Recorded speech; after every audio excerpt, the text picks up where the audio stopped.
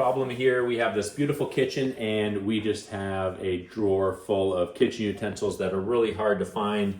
We constantly have to be going through and searching for where something might be. Get this organized. There's still a lot of stuff in here, but it's really organized now. And the dividers fit in the slots very easily to be able to cater to the different size utensils that you have in there. Kind of have this as an example. It's not a whole lot of organization here, and I only have one additional one of these left from the pack.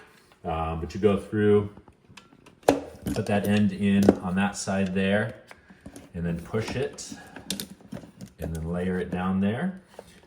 And then it's creating the pressure to be able to hold it in place. And still looks really nice and organized, even just having the one in there that just separates the items so that you can keep things in better organized shape. Nice and organized. I love it, and I know you will as well.